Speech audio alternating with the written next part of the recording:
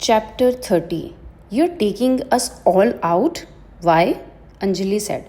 Uncle gave us a place to stay. Least we can do, I said. Saurav and I had organized a dinner at Lotus Pond, a Chinese restaurant in K block of New Friends Colony. Anjali was the first person to reach the venue. Saurav scanned the menu, announcing the killer would always come second to deciding which Hakka noodles to order. Private room fancy, Anjali said. Here we can all have a conversation, I said. Where are the others? Coming soon, I guess everyone had important things to do. I am the only lazy, jobless kind. Anjali chuckled. She had cut her hair even shorter. It barely covered her ears. She had her trademark nose ring and silver rings on. She wore a white kurta with a self design along with a pair of Tom jeans that clung to her skinny legs. I tried not to notice her too much, even though a part of me found it hard to resist her. School principal Saurav wouldn't like it. You look good today, Anjali said. Have you been working out? No, please don't do this, I wanted to say. Don't flirt with me. You are off limits and my friend might just explode. Same as before, I said. How are things with you? Anjali smiled ruefully. Turn out there's not much work for a freelance journalist interested in social causes. You write on issues like pollution. It's a huge problem, I said. Apparently not as huge as where to buy the best makeup in Delhi. Anjali said and laughed. Her white teeth perfectly matched her kurti. Makeup? I said. That's the only freelance writing gig I got in the last 2 weeks. So much of my degree in public policy.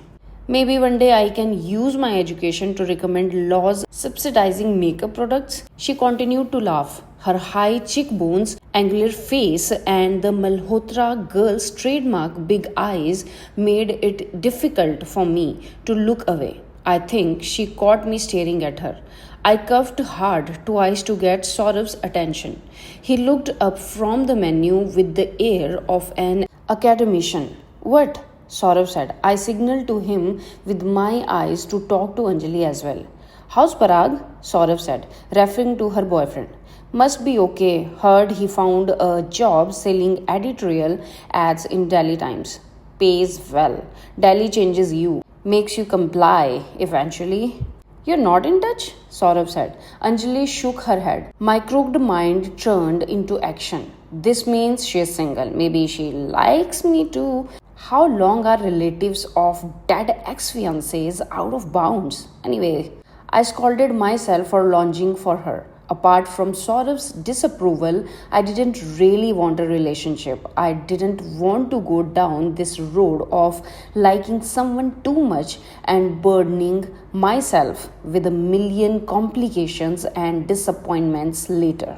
Good evening, Ramesh uncle, Anjali said, breaking my line of thought. Ramesh arrived with Maji, Neelam and Bindu. Ajay had a coaching class and couldn't come.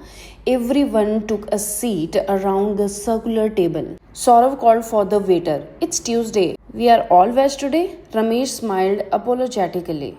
A bit disappointed, Saurav ordered a selection of vegetarian dishes. Then he addressed everyone. So happy you all could make it. We wanted to say thank you for letting us stay in your home and treating us like family. You are welcome, beta. Don't be formal, Neelam said. We also thought we would brief you on some updates in Prerna's case, I said. Everyone stopped smiling. Wait, shouldn't we wait for Adi? Ramesh said. Saurabh shook his head. No, uncle, Adi Chachu is not invited, Saurabh said. Ramesh looked shocked. What's going on? Neelam said. Is Adi? Bindu began, but Ramesh cut her short. Let them talk. We found a few things in Adi Chachu's flat, Saurav said. Actually, we searched his flat, I said. Saurav and I recounted our search operation. Strange way to do things anyway. What did you find? Ramesh said. Saurav opened his backpack. He took out a set of printouts of photographs of the evidence. I'm sure you recognize the ring, uncle, Saurav said. Ramesh took out his reading glasses from his shirt pocket. He wore them and examined the page up close. Neelam looked up from the page she was holding, her face white. Bindu's hands shivered as she held a printout. Maji moved the page up and down. What is this? A bangle? It's Prerna's ring, Ramesh said. Bindu started crying. Neelam followed. The waiter arrived with soup. Ramesh signaled to him to go away. No, Neelam, no. We told each other no more tears. No, Bindu, no, Ramesh said, holding his sister's and wife's hands.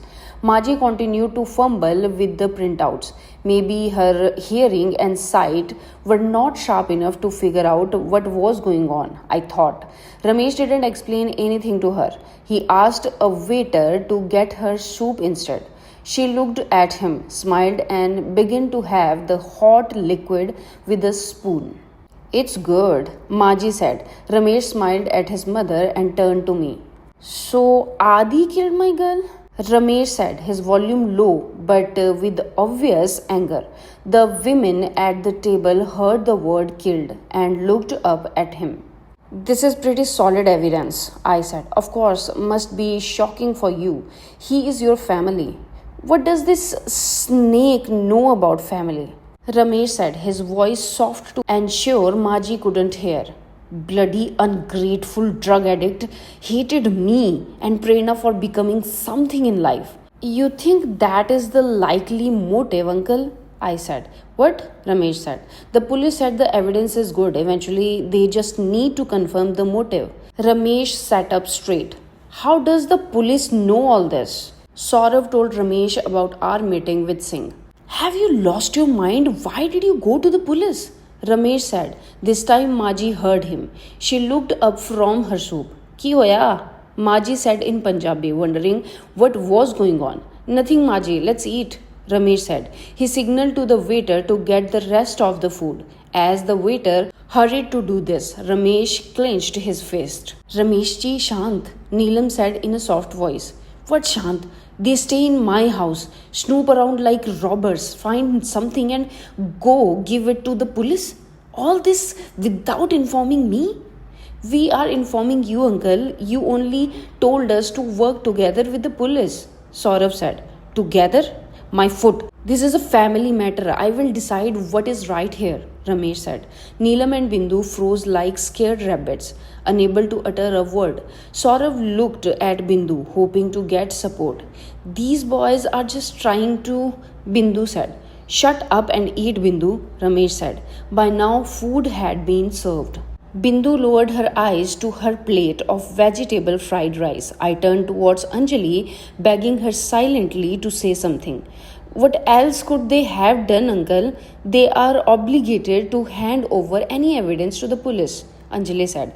Ramesh looked at Anjali, shocked at her audacity. He took a spoon and banged it hard on the table. What if this idiot Singh goes to the media? What if news gets out? Malhotra Motors family members murder each other?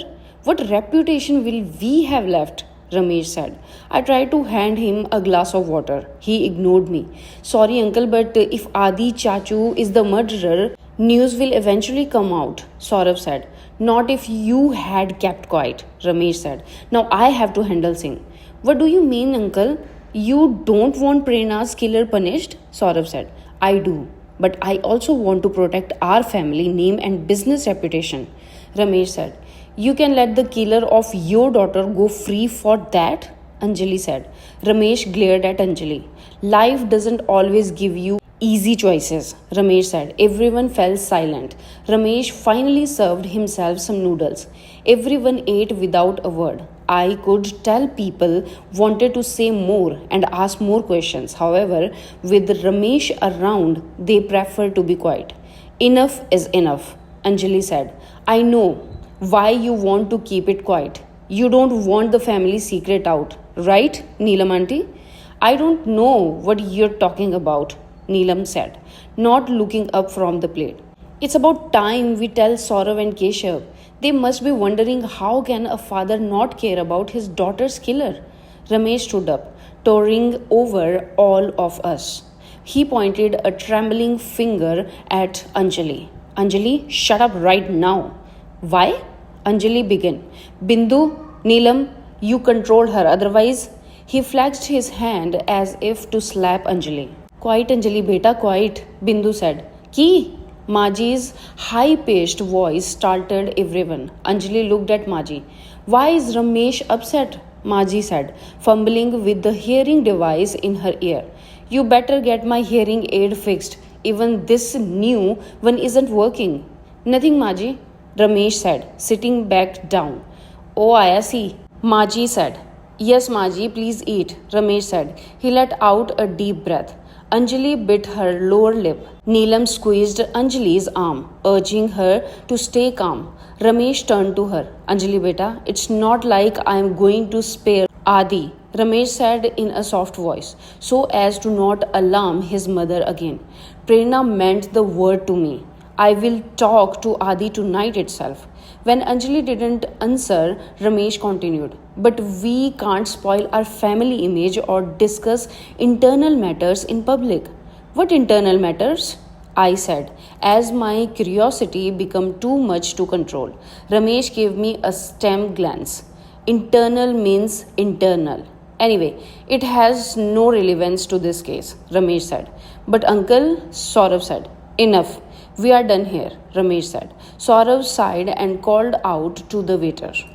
Get the bill, Saurav said. Dessert first, sir? Our honey noodle ice cream is famous, the waiter said.